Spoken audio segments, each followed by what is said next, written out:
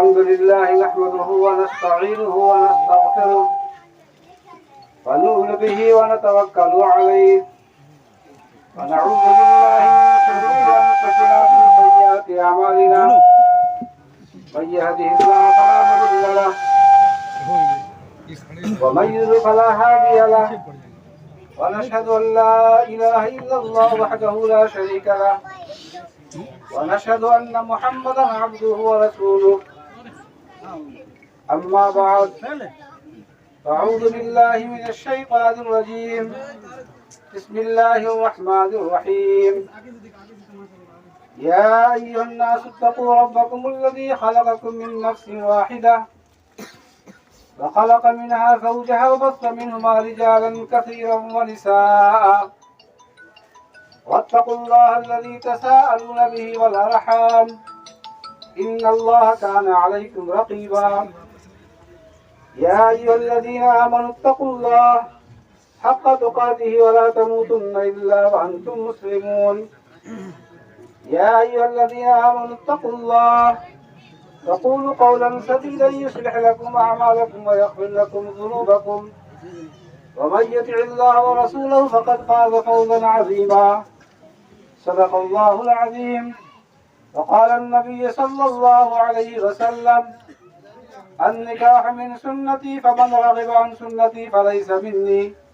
او كما قال عليه الصلاة والسلام. بزرگان محترم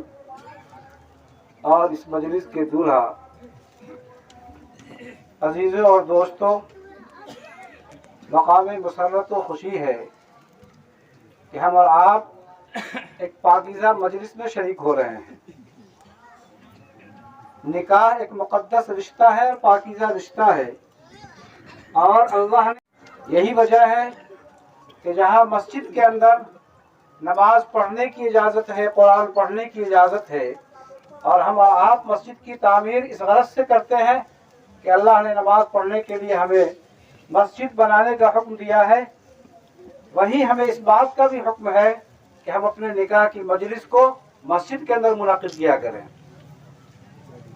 یقیناً مسجد میں عبادت ہی کا کام ہوتا ہے. اس سے یہ معلوم ہوا کہ نکاح یہ ایک عظیم عبادت بھی ہے. ہمیں اور آپ کو اس بات کا لحاظ اور خیال کرنا چاہیے.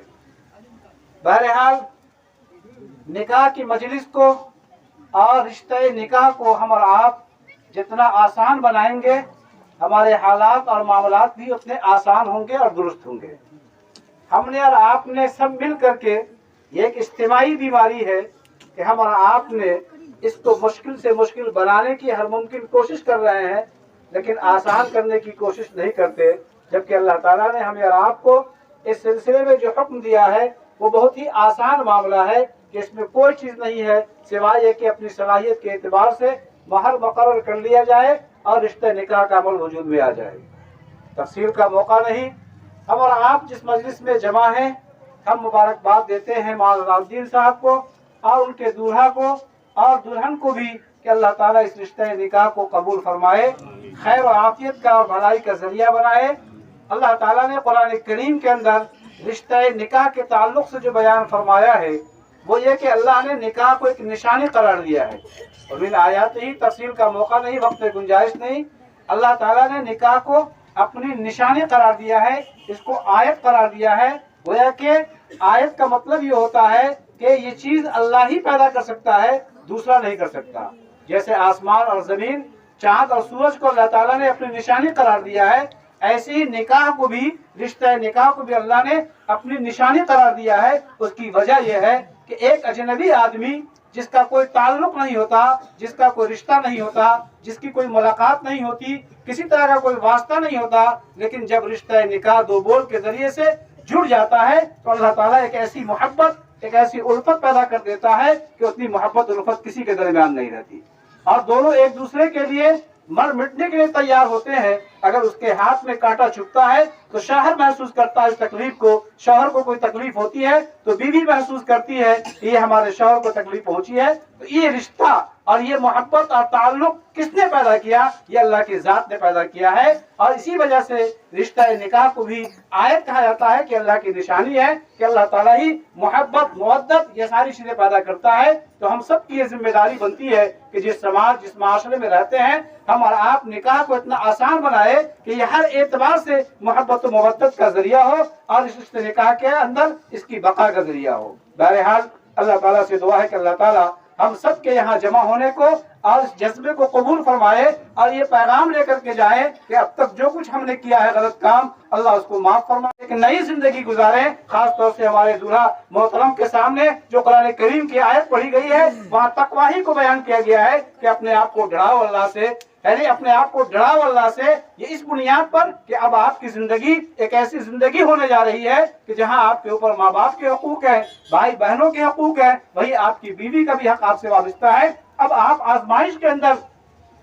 مبتلا ہونے جا رہے ہیں کہ آپ کس طریقے سے ان سارے معاملات کو حل کر رہے ہیں کہ جہاں بیوی کا بھی حق ادا ہو، ماں باپ کا بھی حق ادا ہو، بھائی بہنوں کا بھی حق ادا ہو، رشتہ داروں کا بھی حق ادا ہو، پڑوس محلے کا بھی حق ادا ہو، ہر دونوں خاندان کا حق ادا ہو۔ یہ آپ کی ذمہ داری بڑھ رہی ہے۔ اسی بنیاد پر اللہ تعالیٰ نے یہ پیغام دیا ہے اور یہ قرآن کریم کی آیت نکاح کی مجلس کے موقع پر جو پڑھی جاتی ہے اس کا مقصد ہی یہی ہے۔ حالانکہ اس میں نکاح کا کہیں کوئی تذکرہ نہیں ہے، لیکن یہ دراصل اس بنیاد پر اس کا انتخاب ہوا ہے کہ ایک نئی زندگی جو آنے والی ہے یہ کوئی آسان معاملہ نہیں ہے، بہت مشکل معاملہ آنے والا ہے، لیکن اگر حوصلہ ہو، ہمت ہو، اللہ کی رضا ہو اور اللہ کا ڈر خوف ہو، اللہ کے در سے ہمارا تعلق ہو اور اللہ کے دروازے سے اور اللہ کے گھر سے ہمارا رشتہ ہو تو یہ کوئی مشکل نہیں ہے۔ اللہ کا ڈر جس کے اندر پیدا ہو گیا وہ انسان کامیاب ہے۔ آج ہمارا آپ جو غلط کام میں مشغول ہے وہ اسی بنیاد پر کہ ہم نے اپنا تعلق اللہ سے ختم کر لیا ہے اور اللہ سے ڈر اور خوف ہم نے ختم کر لیا ہے، یہی وجہ سے ہمارا آپ پریشانی کے دور سے گزر رہے ہیں۔ آپ اندازہ کر سکتے ہیں کہ اگر کوئی لڑکا یا کوئی لڑکی اگر اپنے ماں باپ سے ڈر اور خوف محسوس کرتا ہے تو اس سے گناہ کا کام یا غلط کام ہوتا ہی نہیں ہے، وہ کر ہی نہیں سکتا، چونکہ وہ محسوس کرتا ہے کہ ہم اگر غلط کام کریں گے ہمارے ماں باپ ہماری تنبیہ کریں گے، ہماری سزا کریں گے، اس لیے وہ غلط کام نہیں کرتا۔ لیکن جو بچہ اپنے ماں باپ سے ڈر خوف محسوس نہیں کرتا، آپ اندازہ کر سکتے ہیں کہ وہ آزادانہ زندگی گزارتا ہے، وہ کسی کام کو بھی آزادی سے کر لیتا ہے، گناہ کے کام کو، اس کے اندر کوئی ڈر خوف نہیں ہوتا۔ ایسے ہی اللہ کا ڈر ہمارے اندر پیدا ہو جائے اور اللہ کے رسول کا ڈر پیدا ہو جائے کہ اگر غلط کام ہم کریں گے تو اللہ کی طرف سے گرفت ہوگی، اللہ کی طرف سے پکڑ ہوگی، تو ہم یہ سمجھتے ہیں کہ جہاں ہم نیک کام کر سکتے ہیں وہی گناہوں سے اپنے آپ کو بچا سکتے ہیں۔ تو ضرورت ہے اس بات کی کہ ہمارا آپ یہ ایک مجمع ہے اور ایک اچھا مجمع ہے، یہ پیغام لے کے جائے کہ جو کچھ ہوا وہ ہوا، اب ہمارے اندر اللہ کا ڈر خوف پیدا ہو اور اللہ کے در اللہ کے دروازے یعنی اللہ کے گھر مسجد سے ہمارا رشتہ جڑ جائے تو انشاءاللہ ہماری زندگی کامیاب ہوگی۔ اللہ سے دعا ہے کہ اللہ تعالیٰ ہم سب کے اس رشتہ نکاح کو اللہ قبول سے نوازے۔ وآخر دعوانا الحمدللہ رب العالمین۔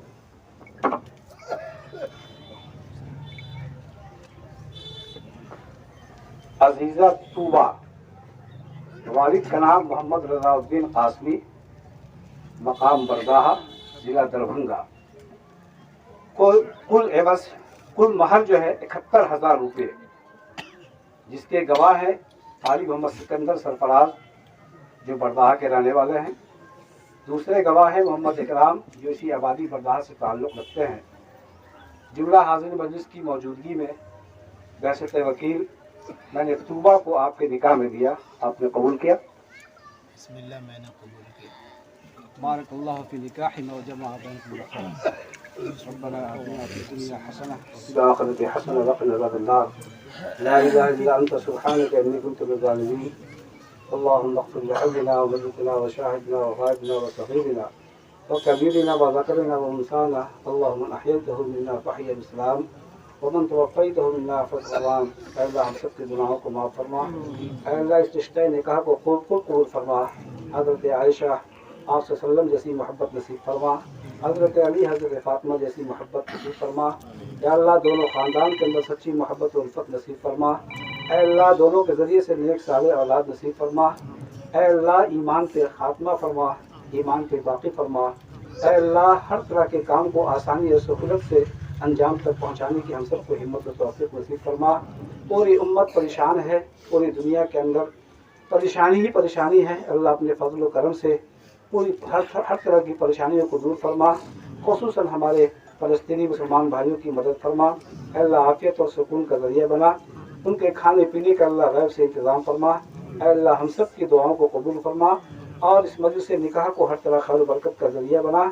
اے اللہ آپ صلی اللہ علیہ وسلم نے جو خیر کی دعائیں کی ہے اس میں ہم سب کا حصہ نصیب فرما، جس شر سے پناہ چاہیے ہم سب کی اس کی حفاظت فرما۔ ربنا تقبل منا انك انت السميع العليم وتب علينا انك انت التواب الرحيم، صلی اللہ تعالی خلقہ محمد وآلہ وصحبہ اجمعین برحمتک یا ارحم الراحمین۔